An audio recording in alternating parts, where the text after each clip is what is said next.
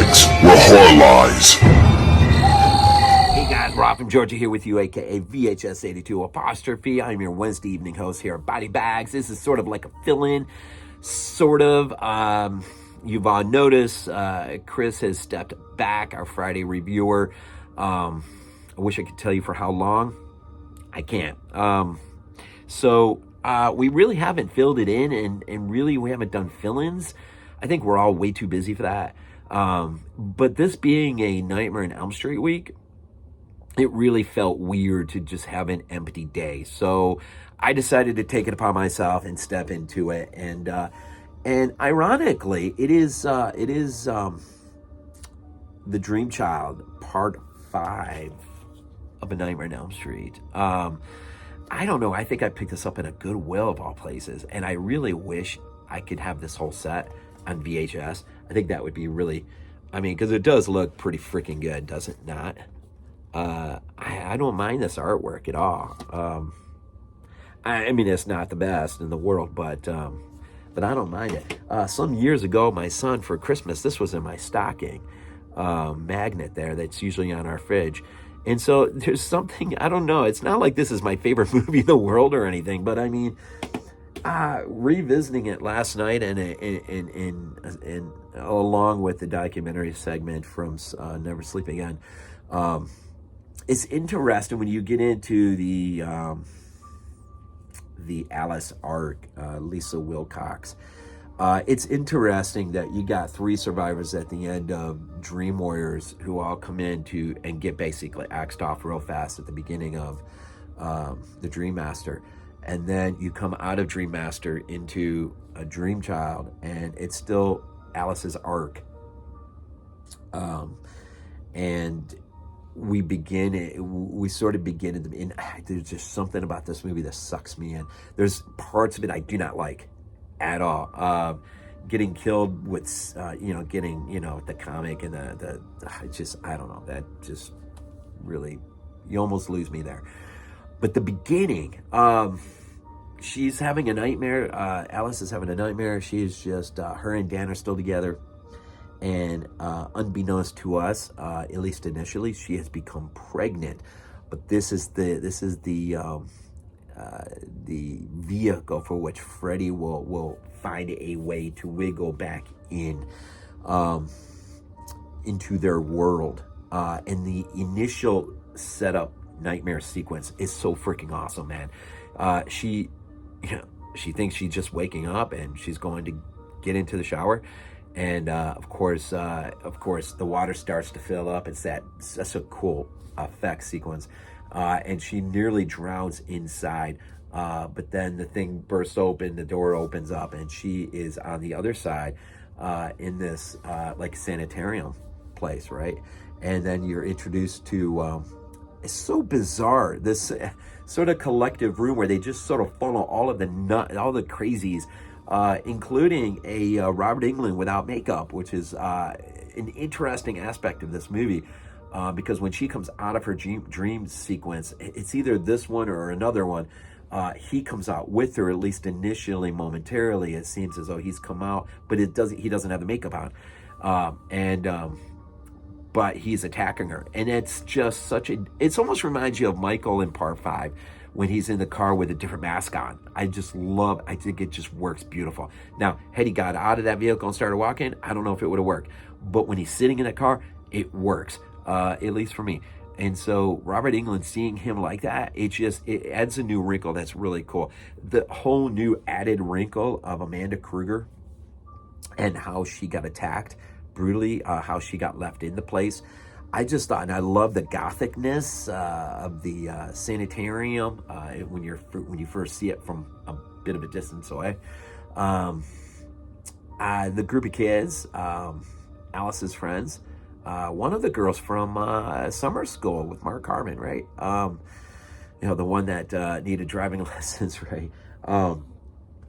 And then, apparently, Stephen Hopkins directed it, and I can't remember if I said this on Dream Warriors, but that's a Chuck Russell film. And, it's whenever, if somebody just were to walk up to me and just say, hey, who directed Dream Warriors? I would want to say every time. Wes Craven. Now I know Wes Craven didn't direct it. Chuck Russell directed it, but it's just like, I don't know. It's just like that re-involvement of Wes, sort of from a distance, writing, it's just sort of the impact that he did have a little bit. So badly wish he would have. We'll never know what that movie could have been had things worked out between him and Bob Shaye. But here we have Stephen Hopkins, who, with Dream Master, Rennie Harlan, was trying to, bring this sort of MTV music video vibe. And this one couldn't be much different. This aims more at a gothic, so a more serious, although the kid who writes comics, his death is just so laughable.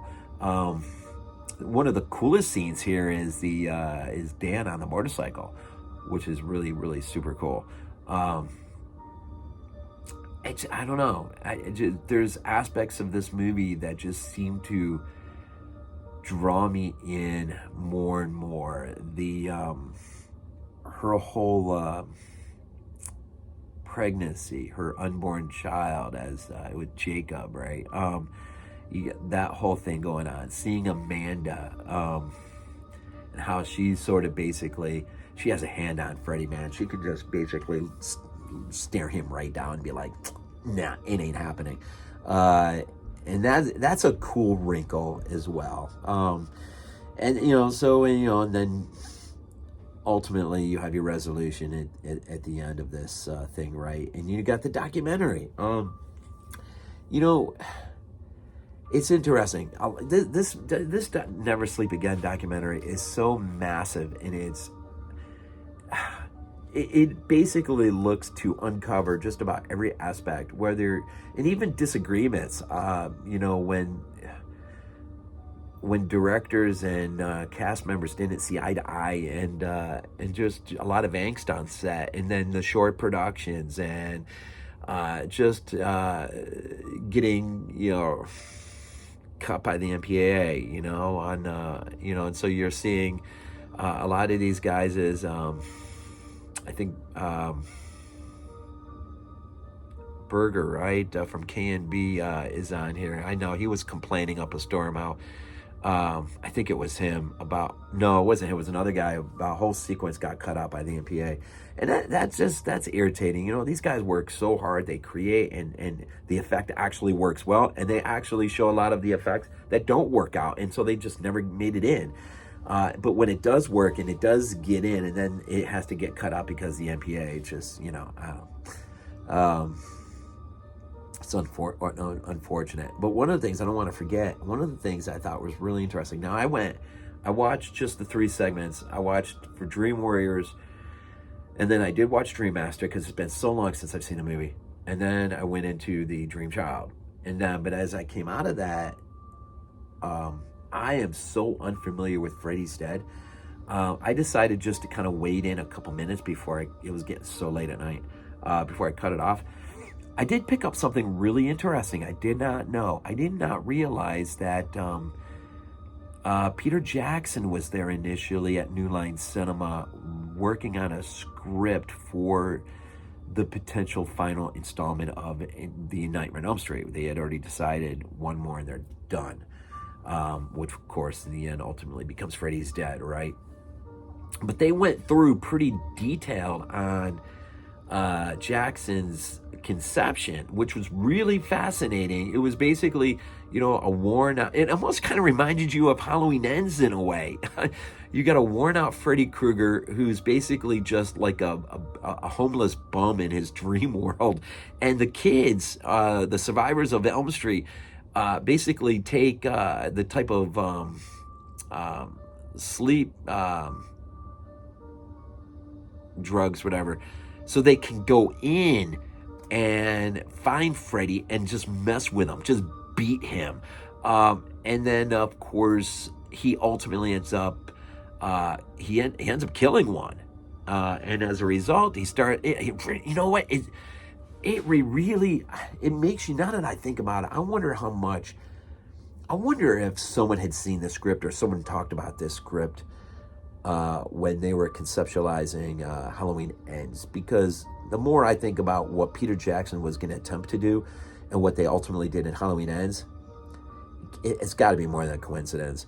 But eventually Freddy is able to kind of sort of like re-energize himself a little bit enough that where he starts to become the antagonist again, that he was previous. And I can't remember, I was getting so tired watching, but that really had me interested.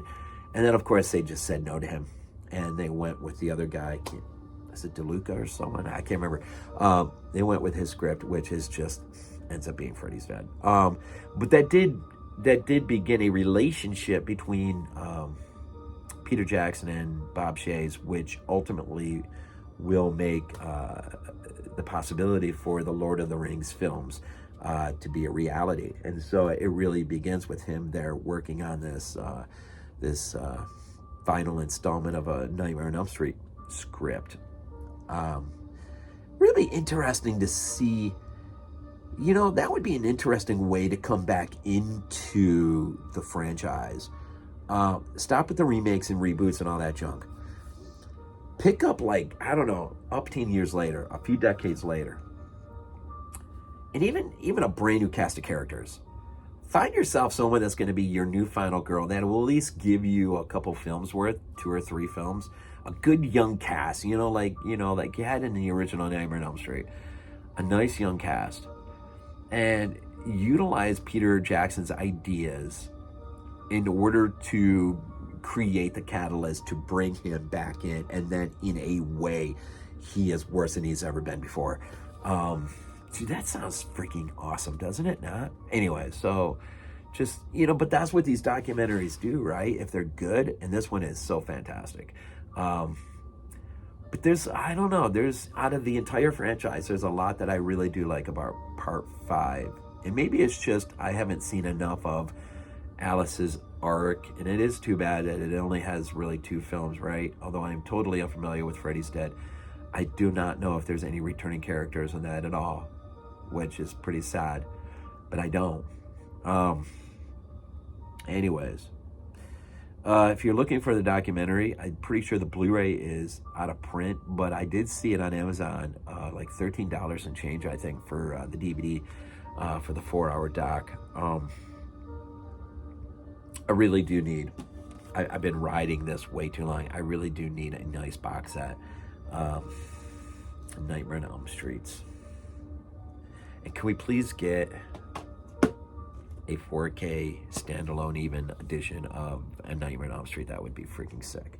So all week long, Elm Street Legacy, looking at the documentary, the films. You still got 2 more days. You got Wes's New Nightmare with Lonnie and Freddy's Dead with James. And I'm really curious about watching James's, especially because I'm not that familiar with Freddy's Dead. Of course, I'm really familiar with New Nightmare. I love that movie. But I'm curious to see what Lonnie brings to that. So I hope you've enjoyed the week. And back to the normal, usual grind. Thank you for your support. Thank you for the subs. Thank you for the comments. Thank you for just hitting the like button. And all you guys do, man, you keep BodyBags rolling along, and it is most appreciated. Thank you. As always, go Bills.